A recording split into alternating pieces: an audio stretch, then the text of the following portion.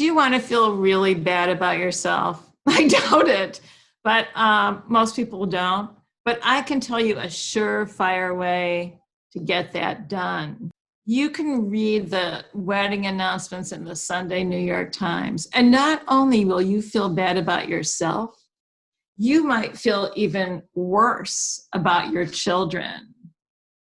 Because every week, every Sunday, it makes me crazy. Who are these people? I mean, I wonder if they're made up. No, but someone's really a good writer and just makes up all this shit about them. But they do have pictures. They do come with pictures.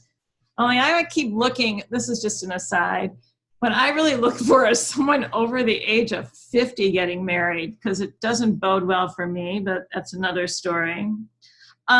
Each bride, back to the brides and grooms that are in the paper, each bride and groom has saved the lives of hundreds of people.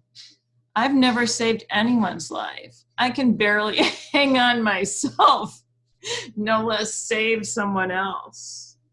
They've done all this by the age of 20. They've climbed Mount Everest more than once. Do you know how hard that is? I've done a lot of reading about climbing Mount Everest. You can die up there. You will never make it to your wedding if you want to climb Mount Everest. That's how I feel about it. They are microbiology majors. They've created software programs in college where they've sold upon graduation for $300 million. They never have to work again. And they all went to Ivy League schools. And they're all on, a lot of them are on track to be the youngest senator in history. Oh, I like one of them, one of those brides, to be the youngest female president in history. Or I don't care if she's the oldest, as long as she runs for president and wins. But it gets worse. I mean, worse for me, because the parents of those children make me really want to go back to school. But I don't want to go back to school.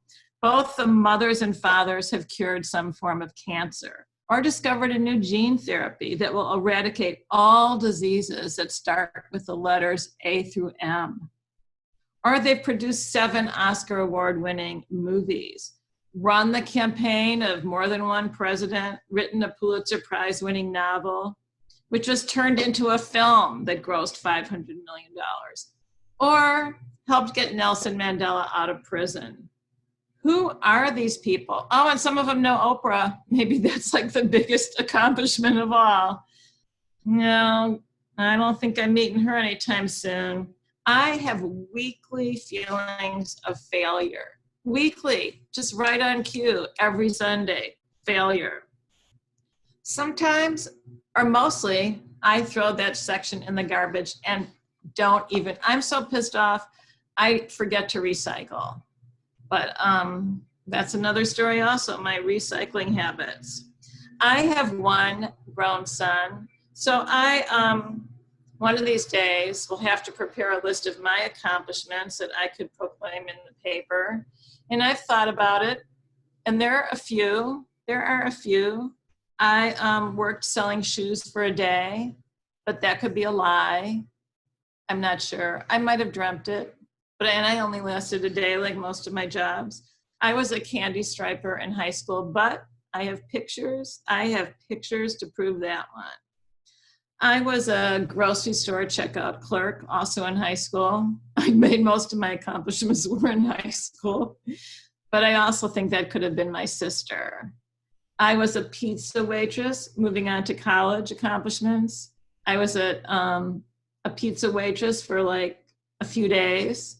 Then I tried to be a waitress in the real world, not just on my college campus. And I lasted through one lunch hour when I got everyone's order wrong.